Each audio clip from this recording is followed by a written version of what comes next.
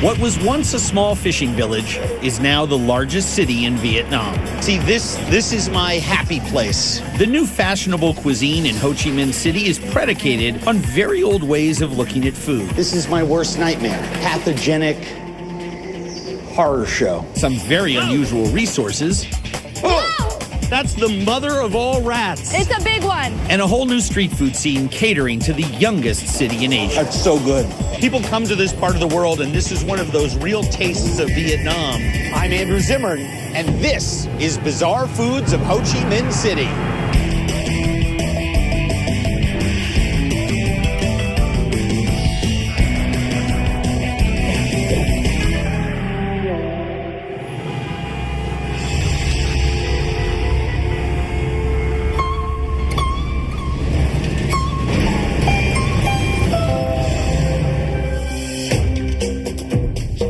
After hundreds of years of foreign occupation and international conflict, the city once known as Saigon is coming into its own as the country's most economically vibrant municipality. Ho Chi Minh City is undeniably the epicenter of Vietnam's Cultural Revolution, driven by the entrepreneurial spirit you see in the hectic markets and the trendiest neighborhoods. The metropolitan area is vast, covering more than 800 square miles, but you can see the transformation when you explore the local food scene, from the hip urban tastes of the city center to the small family farms at the outer edges. Farmers have been creating new opportunities for themselves every time the rice gets harvested. The new generations are now interested in their other cash crop. You know what that is? That's teeny-weeny little rat tenderloin. No joke. Rice is a Vietnamese staple, and rice fields are an ideal place for rats to live. There's plenty of grain to eat, water to drink, straw to hide in. That is, until the combine shows up, which happens 3 times a year. Kiki Lei brought me here as an excuse to see today's rat harvest. When was the last time you went rice field rat hunting? This is my first time. Kiki is what people here call Viet Kieu, ethnic Vietnamese born abroad and now returning to the homeland. Raised in Sweden, she's now pursuing a modeling career in Ho Chi Minh City and making new discoveries about her family's homeland. At harvesting time, local farmers like Mr. Quang put out a call to Mr. Lan and his experienced crew of rat catchers. So they work hand in hand with the farmers, so when the tractor is rolling and doing their thing, the sound will terrify the rats, and that's when they come out of hiding. Gotcha. Yeah. I should also point out this is dangerous. Do you guys have scars from the rats? Lúc đi bắt chuột ấy, anh có bị sẹo, có bị nó cắn không? Có chứ. So like these small scars are all like bites. Small price to pay for the feast of fresh meat at the end of a successful hunt.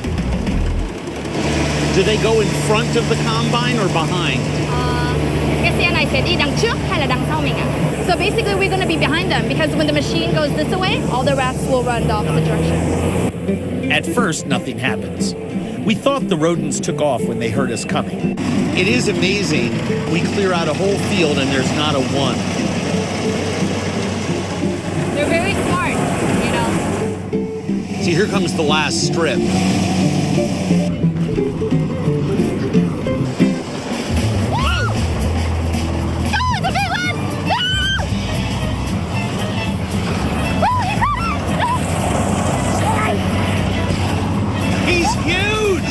We got it!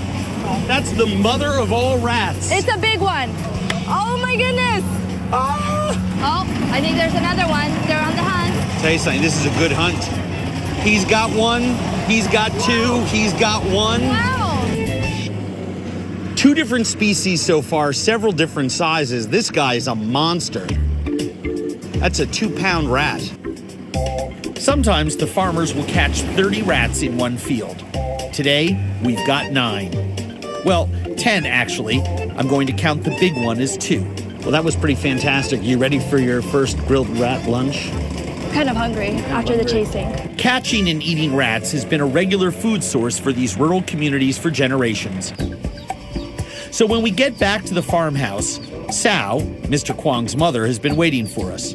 She prepares the herbs while Mr. Land skins and butchers the rats. He literally just splits the entire thing all the way up to the lower jawbone and just takes everything out, and then he's going to wash the heck out of it.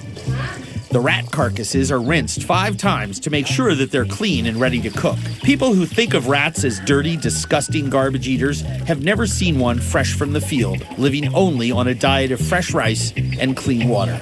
See the little pile of yellow and white intestine and stuff like that? And you can see the heart right there and all of its organs. You know, there's no damage, there's no spotting on them, there are no growths. So this is a very healthy animal. The smaller rats will go in the wok. The big ones will go on the grill. The biggest has to be cut in half so it cooks at the same rate as the others. Grilled or stir-fried, they get the same traditional marinade. See, at this point, if you hadn't seen them being caught, you would just be salivating, smelling that lemongrass and chili and ginger and garlic and spices and fish sauce on meat. Food like rat, eaten historically only in rural homes, is becoming popular in urban centers like Ho Chi Minh City. Health scares about bird flu have people looking for alternatives to chicken, duck, and quail. Many Vietnamese born in the cities are seeking out these rootsy foods and discovering how good rat can taste. The youngest at the meal brings the rice to the table. Would you please let everybody know truly how grateful I am for this? So thank you. Andrew thấy rất là nóng lòng ấy là được bà mời vào nhà của bà và mời cả nhà. We're gonna try first fried or grilled. I'm gonna go for a grilled leg.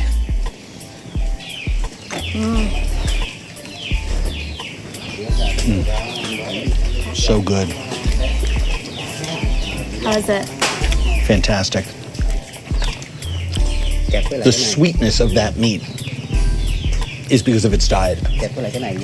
It's got the mild flavor of poultry, but the stickiness and the mouthfeel of pork. The chewiness and the texture, I really like. Time to try a fried piece.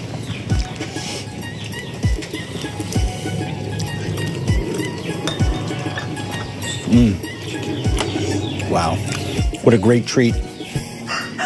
That's the itty-bitty roasted heart of a tiny little rat. Got left behind in the cleaning process. I am so lucky.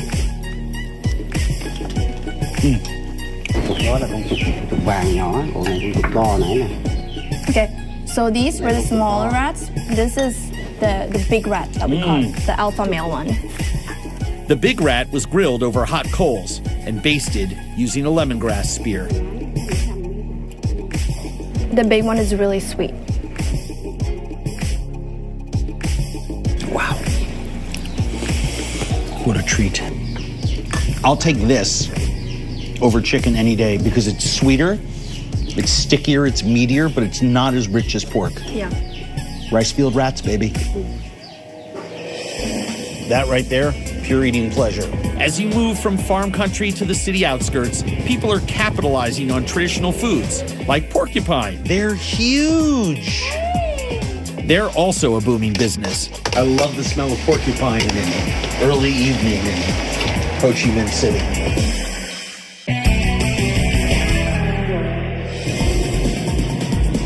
The energy of Ho Chi Minh City is fired by the entrepreneurial spirit of both the Viet Q and the older generations. Cu Chi is a sleepy little community on the outskirts of town. During the war, it was a Viet Cong command center. The famously extensive underground tunnel system they used is still here. So are some of the people who once lived and fought in them. Mr. An is a former Viet Cong. He's now a farmer. And you guessed it, an independent businessman. He raises pigs and chickens, but Kiki wants to show me some of his less conventional livestock. He raises pythons for their skin. That's a massive snake. It's over 50 kilos, over 100 pounds. Oh my God. The primary cash crop for Mr. An's farm is his porcupines. Oh my goodness. Oh my God, they're so cute! They're huge. While the rural population traditionally caught porcupines and other critters to provide food for their families, Urbane Vietnamese now consider their meat a delicacy. Look at the baby. Yeah. Are the little ones with their parents? Mấy cái con bố mẹ của mấy con bé là ở đâu ạ? 2 tháng. 2 tháng. So porcupines start weaning after 2 months. That's when you start separating them from their mothers. 2 months. Farmers like Mr. An are raising porcupines to meet the growing demand. I really am not trying to be funny here, but that animal at 5 days old has little spikes on it. Isn't it a difficult birth? Thấy mình nó trốn, con nó trốn. Cho con hỏi. Một ngày sau nó cứng lên. Oh, so when they're newborns, it's really soft, and then after a few days, it's starting to harden really quickly. Right. So yeah. Good to know. In porcupine farming, demand exceeds the supply. This is not the kind of animal you can mass produce easily. Mr. An's farm only sells about 15 porcupines a month. He's guaranteed a good price. Restaurants like Quan Dong Quay are paying top dollar for good quality porcupine and charging about $200 for a porcupine 4-course meal. I get the sense that owner and chef Vo Minh Tuan has never seen an American deliver his own dinner alive in a bag. Where do you want them? This is a whole animal restaurant. Instead of getting meat from a butcher shop, Tuan breaks down his own animals and utilizes every cut. There's no refrigerator, so the animals are dispatched to order. Skinning a porcupine is challenging. You have to remove the quills without damaging the layers of skin and fat that's underneath. That's the most delicious part of this animal. And you can see the thin muscle in that fat and then that piece of meat underneath that moves the whole carpet of skin. That makes that some really tasty eating. The porcupine skin and fat are stir-fried with 5 spices and turmeric, then braised in a mixture of soy sauce and coconut milk. Mushrooms, carrots, and onions are added at the last minute. I love the smell of porcupine in an early evening in Ho Chi Minh City. Out front, the porcupine ribs and belly arrive marinated in onion, garlic, coriander, 5-spice, oil, and ginger, ready to grill here at the table. Yeah, these are those beautiful ribs. Lots of flavor. All that charred meat and fat, delicious. That right there, pure eating pleasure. Brown is the color of flavor. What they've been cooking in the kitchen isn't half bad either. Oh, this is the skin, the part that you're really excited about. There is that beautiful, I've never had it braised before. I like it. It's like beef tendon, Yeah. you know? Yum, yum, yum. It's only slightly cartilaginous. And I like it because it's not fatty. You know, it's just textural. The fresh organs are steamed with galangal root, a rhizome like ginger, favored all over Southeast Asia. The offal is served with shiso leaf as a filling for spring rolls. Chef Tuan insists on showing me the first roll. Perfect. Little piece of liver. I like the liver. Thank you.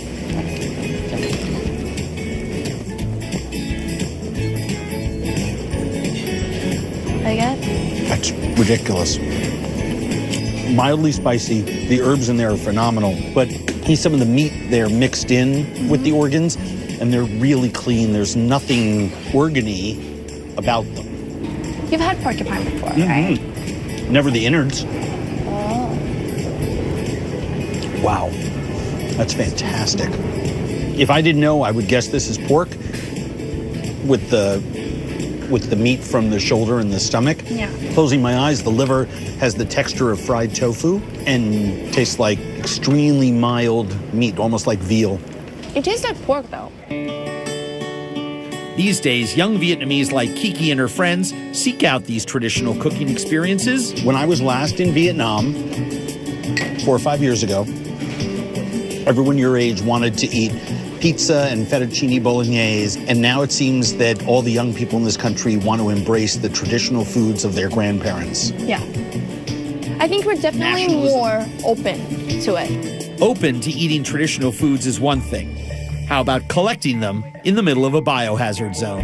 This is one of the most horrifically smelling environments I've ever been in. Oh!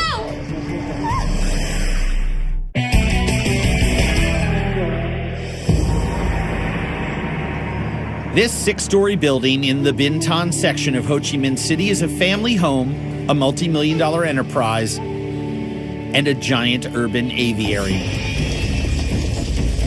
It's a family business turning birds' nests into food and big profits. The absolute filth and degradation here is in a way sort of necessary because this is a gajillion-dollar factory. The Dewan family, Bin, Cook, and their son, Vin Phuc, have their retail space on street level. Vin Phuc, his wife and child, live above the store. The birds get the upper floors and the penthouse. Kiki is eager to see how this business is run, and so am I. Kiki is Viet Q, living here now after growing up abroad, so the ancient tradition of turning birds' nests into food is something new for her. Do you like bird's nest? Oh, I didn't grow up eating it. These nests are made from the bird's own spit and vomit and have been a prized ingredient in Asian cuisine for centuries.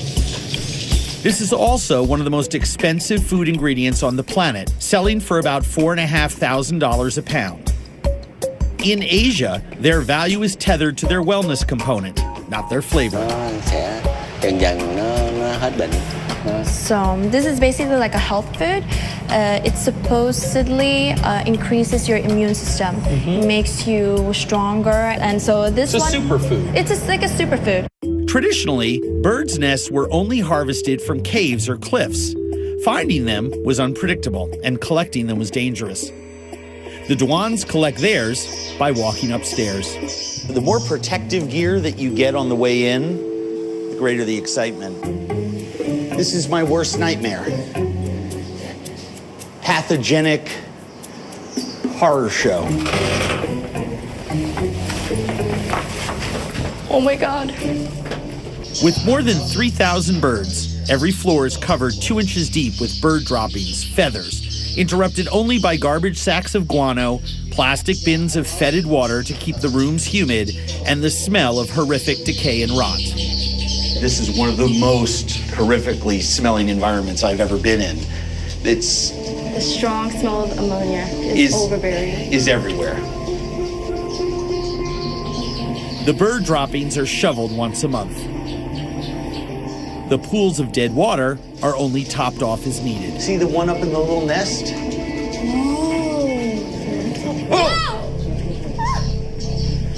Did it bite you? No, but it thinks that I'm ready to feed it. Either that or it wanted to mate with my hand. The birds are swiftlets, insectivores that usually nest and breed in caves. After studying the birds, Bin and Vin Phuc took a gamble 10 years ago and converted the top stories of their building into a swiftlet-friendly environment. Vin Phuc's research showed them how to attract the birds using recorded and amplified bird calls. It's working. Right now, there are over 2,000 swiftlets right where I'm standing. Chim bao nhiêu lâu? Dạ, khoảng 1 tháng. Dạ. Wow, okay. So each nest is the work of 2 birds. And then they have eggs, and then they'll have to take care of their babies for another month before the babies are ready to fly out, and that's when you can harvest the bird's nest. No empty nesters here, but there's still another floor and the penthouse. Oh my goodness. This is just an old building, floor after floor of carnival show horror stories. So he was saying that this floor is a bit newer, so there's not that many birds yet. Don't touch anything. Trust me, I won't. Wow. Oh, the smell up here is like on a whole new level. Vin Phuc says keeping the place any cleaner might disturb the birds, and the birds keep his family business rolling along. Birds are comfy here, so you don't want to do anything to upset this natural process because these guys have a gold mine that just came to them in the city. The family harvests about 100 nests per month. This part of the job is so easy, even amateurs can do it. Oh, look at this guy, he's hungry. Hi. He thinks I'm its mommy. Baby's right there. Itty bitty baby. And there's another little baby right there. But this one, that's a dry hole. The nests are typically packaged and sold. When you own the place, they can be prepared immediately. Freshly picked nests still have feathers, food, flotsam and jetsam embedded in them. Soaking them in water removes some of that and softens the nest. Then, all the other crapola can be separated from the nest threads. These guys are thorough. When the work is done, the clean threads go straight into a pot of soup that can cost you $50. What broth is she using to start this? Poultry? Chicken broth? No, this is a dessert. It's a dessert? Yeah. The bird's nest is simmered in duck broth, seasoned with rock sugar and lotus seed. The bird's nest gives it a faintly poultry aroma. And there's nothing sweet smelling about it. There's no caramelization on the sugar. Mùi sen và mùi yến nó quyện lẫn với nhau, có mùi thơm đặc trưng. So basically, he's saying the flavor of the bird's nest goes really good hand in hand with lotus seeds. So that's why they have Delicious. creates harmony. This was not your thing. Do you like it in the dessert format? I have to be honest, it's good, but I don't know if it's $150 good. Agreed. This stuff lacks flavor or culinary appeal unless it's taking up space in a great soup. In Ho Chi Minh City, the love affair is based on its health benefits, and the soaring demand keeps the Duan family business flying high. Oh, see, this is my happy place. Want to experience the city's tastiest spirit of free enterprise? This is the sour, bitter, funky, fishy intensity that this country is known for. Visit its grittiest market. Salty. Yeah, that real. Very salty.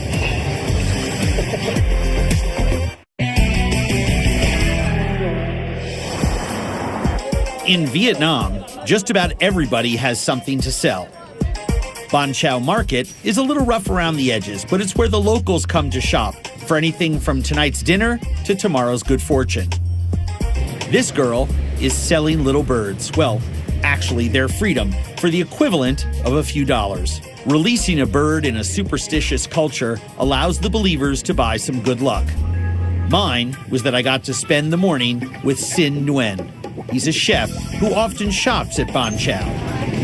How do you feel about the market?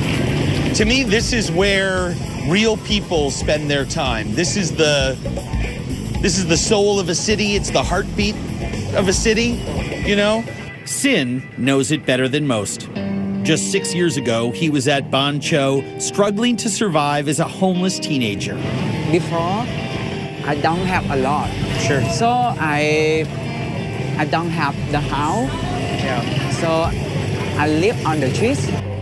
In those days, Sin would scrape up enough loose change to buy a batch of Ban Da Lon. They're sweet cakes that Sin could acquire for a few pennies. So you used to buy these and resell them for more money Yeah. so that you could eat and live. You were a businessman. Yeah. Ban Da Lon are steamed layer cakes made of mung bean paste, rice flour, coconut milk, and sugar. So I'm peeling them. They're sticky. Yeah. Oh, and you can smell Yeah. the sweet toasted rice in there, right?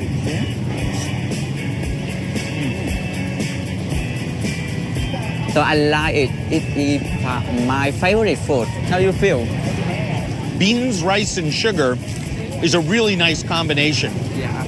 People come to this part of the world, and this is one of those real tastes of Vietnam that they really hunger for. Reselling food became Sin's way off the streets. He found his way to an organization called Koto, where they teach homeless kids kitchen skills so they can find jobs. He's now moved up from student to instructor. In Ho Chi Minh City, there are thousands and thousands of desperate kids uprooted and left behind by the region's explosive growth. Working at Koto is Sin's way of helping them find a way up and out, just like he did.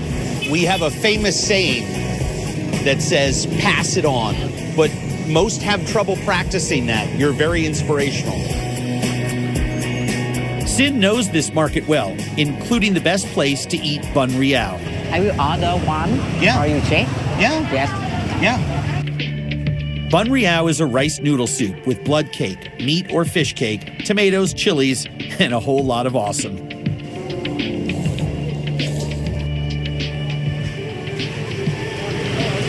How do you feel about it? It's so balanced. The broth, look, the ingredients are great. The flavor is sour, salty, bitter, sweet, all at once. But her broth is unbelievable. Is this pig blood or duck blood? Pig? It's so mild. All the textures are so good. Yeah. The herbs, the crunch of the bean sprout, the softness of the noodle, the fried elements that are soaked in the broth, the tomatoes. I mean, this is, there's 15, 16 textures in here.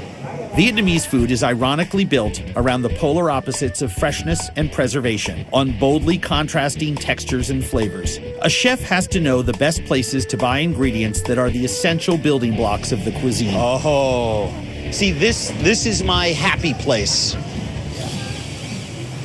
Fermented fish and shrimp paste, crab paste, pickled vegetables. This is the sour and bitter and funky, fishy intensity that this country is known for. Yeah. The food space of Vietnam. Yeah. Sin gets a handful of toothpicks and permission to taste samples. This is mắm ruốc. Mắm ruốc is fermented shrimp paste and the backbone of much of the cuisine here. That's very clean. How old? How long was it fermented? Cái này làm bao nhiêu? Xào thịt ba rọi. Không, about 6 months. 6 months. Yeah. It's really, really clean. And it comes on salty and fishy, and then it finishes very sweet. And while the flavor is spoiled, for sure, it's spoiled in the way great cheese is spoiled or aged meat is spoiled. This is the greatest expression of the flavor of this food. These are all cooking ingredients, not finger food. As a chef, you need to know what all your ingredients taste like. So it's important to eat things like these little salted and fermented fish just as they are. This is mum ga lin. So this is fermented for a month. Yeah. And these are washed and then put in used to seasoned noodle soup. Yeah.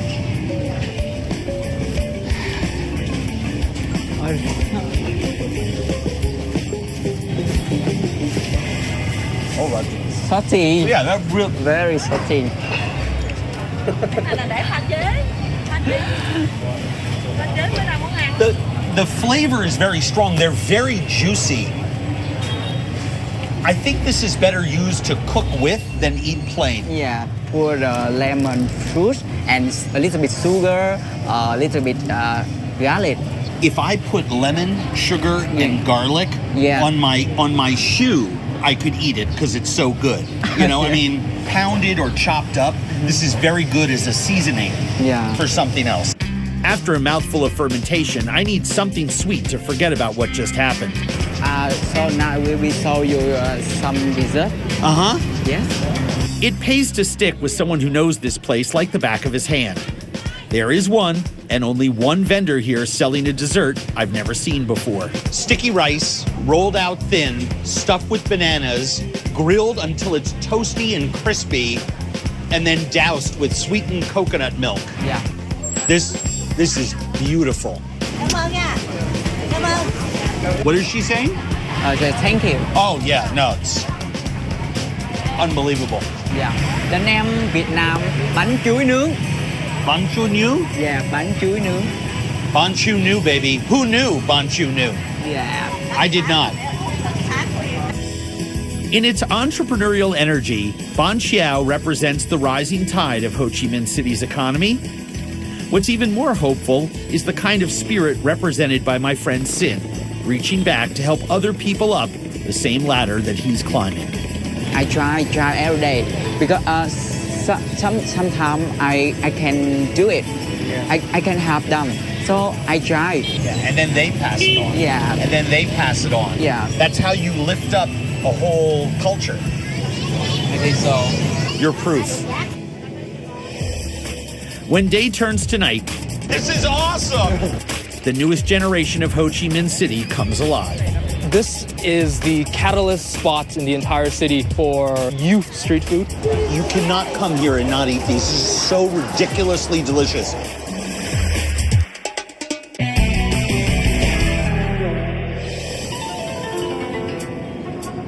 Vietnam is a young country. 60% of the population is under the age of 36. You can see it on any given night when young people take to the streets in force.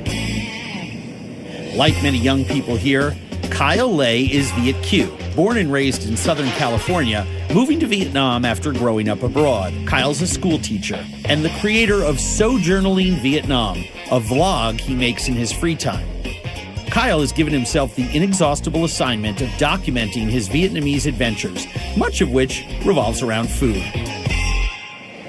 If you want to see youth culture in Ho Chi Minh City, you have to hang with young people. So, I got a scooter. Oh, God, this is awesome! I'm doing what every guidebook and travel agent tells you not to, riding a scooter in the city. Are we not supposed to obey the traffic lights? No, the lights are for decoration. Oh, the lights are for decoration! So this is kind of like the perfect way to experience Vietnam, yeah, with incoming traffic. No, this is the best way to experience This is the only way. Vietnam. In a young person's town, cruising is the accepted way to socialize and hunt for the best street food. Where's the first eating stop? The first stop is near the Notre Dame Cathedral. We're sandwiched right underneath the Virgin Mary statue. The cathedral was built almost 150 years ago when Vietnam was a French colony, across the street from Paris Square. This is the catalyst spot in the entire city for youth street food. This is also the world's smallest restaurant. There's a reason why this stand looks less than permanent. Vendors aren't allowed in this park. So, bánh tráng nướng is actually very simple. It's a round, dry piece of rice paper mixed with onions, leeks, pork bits, quail egg cracked over, mixed around, some prawns, some shallots grilled over a bucket of charcoal. There you go.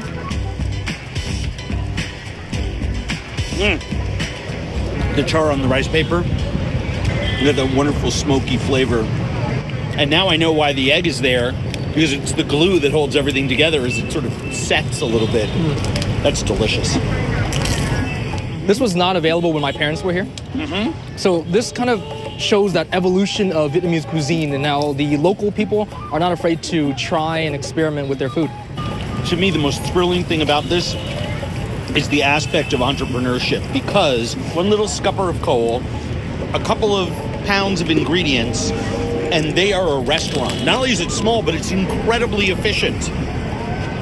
This is brilliant. The food party ends when the vendor picks up her stand and walks away fast, spooked by the local police. Around the corner, My Swan Khan specializes in all things duck. So I don't want people to think that the Vietnamese people eat duck tongue for dinner every day, right? It's not about that. It's more about once in a while, friends will come together, even on a weekday, right? And they'll drink beer, sip, munch on some tongue. Sure, I mean, you've devoted the last couple years of your life to creating these videos and trying to show people that this is what it's all about. Right, right. There's culture and that there's activity. It's a place that you can live and just explore. What do your parents think about all this? I feel like they want me to fail and then come home. Of course. They work their whole lives to leave here. But the fact of the matter is that their Vietnam is literally a thing of the past. Right. You know, it's now your Vietnam, and it's much different. It's moving forward very, very quickly, and I'm glad I'm a part of it. The grilled duck offal is absurdly delicious, especially the livers and kidneys. Wow. And the duck tongue is some of the tastiest meat and fat on the animal. That's so good. If you like eating it all, you cannot come here and not eat these. This is so ridiculously delicious. Crispy, fatty, barbecue, sweet, spicy, salty, crispy poultry skin. Words fail me. Be careful for the little bones. They're The young people in this town navigate from one spot to another in search of yet another place to socialize or the next snack, or both. So this is Turtle Lake, and Yeah. it's a roundabout in the middle of the city. yeah. Young people come here for some great street food Well, they come here to snuggle in the dark with street food. with street food. There's so many people there. Look. Near the iconic staircase in Turtle Lake Park is a popular vendor who serves salad in a sack. So this is bánh tráng trộn, or literally mixed up rice paper. It is a rice paper-based green salad that school children love. Papaya. Green mango. Yeah. Oh, green mango. Green mango, black beef jerky, regular beef jerky, squid jerky, peanuts, peppers from Salt and Peppers, the prawns that you love so much. So you try to get your face as close to the bag as possible. I should just slip these two things over my ears. It's like a horse bag.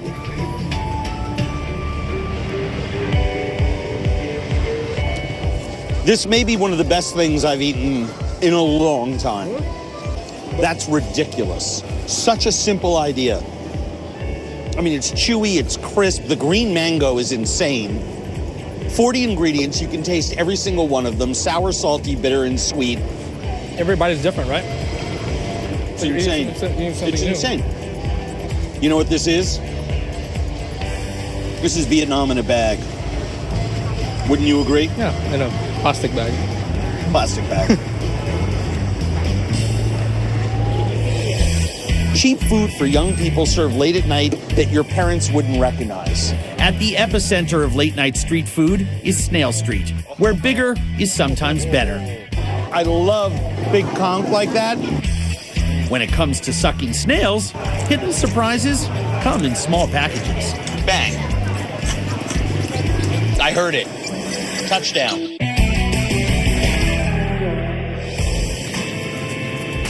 In Ho Chi Minh City, the locals call this place Snail Street. It's part of the neighborhood of the old Saigon port. What was once a rough, crime-ridden waterfront is now a gathering place for the city's hip, younger crowd to eat, socialize, and check each other out. Great food and cute girls mean Kyle is a regular on Snail Street. So is my friend Tao Trang, who suggested we meet her at her favorite Snail Street restaurant. Tao is a rising pop star, born in the city she calls by its original name, Saigon. She's also a certified food geek. I'm thrilled that we could meet you here because everyone tells me that this is your spot. What do you love about Snail Street? Noisy. Yep. That's why I'm here in Saigon, because it's noisy, crowded, Yep. and the food here is fantastic. The first plate is a classic. Vietnamese shellfish meets processed food. What's on the scallops? Cheese. No, it's good. And you know, Vietnamese cheese is world famous. Cheese. Cheese and Really? scallops, yeah. Another favorite dish of mine. What kind of cheese? Velveeta? I have no idea. New food. Seriously, your parents would not recognize that. You're good. You're both wrong. That was awful. Really? Yes. It's a crime to do that to a scallop. It's good. They're all yours. Kyle and Tao are ordering up a cross-section of Snail Street favorites. Snails is the local shorthand for all types of shellfish, steamed clams in rice wine, crab, spiced with salt and chilies, This is fantastic. conch, served with morning glory. I love Morning Glory. I love big conch like that. And you know, they know how to cook snail like that. I mean, just fly it through a warm kitchen. More people should discover the glories of Morning Glory. Super sweet. Really grassy. It reminds me of a sort of a citric artichoke. Snails really are the favorite food on Snail Street, and the Vietnamese have centuries of practice at making them taste fantastic. Babylonian snails are a Pacific Ocean variety, very pretty, but often considered too rubbery and fishy tasting to make for good eating. I love them. The trick is to cook them in the shell with chili, sugar, and salt, with more chili and salt at the table. How is it? This was fantastic. There's an earthy, sort of funky quality that snails have, and texturally, they're so unique that cooked in their own shell with lots of chilies and salt is about as good as food gets. I agree with you. That's the best tonight. But I feel like I want to dip this into the cheese. Oc Len is lovingly nicknamed the sucking snail. The opening in the shell of this mollusk is too narrow to use a traditional snail pick, so you have to pucker up to get the meat. What's the trick? Oh, the trick is, sometimes if you suck this way, it's not come out. Yep. You suck this one. And it loosens it. Again. Yeah. And then you suck it back. Okay. You ready? Okay.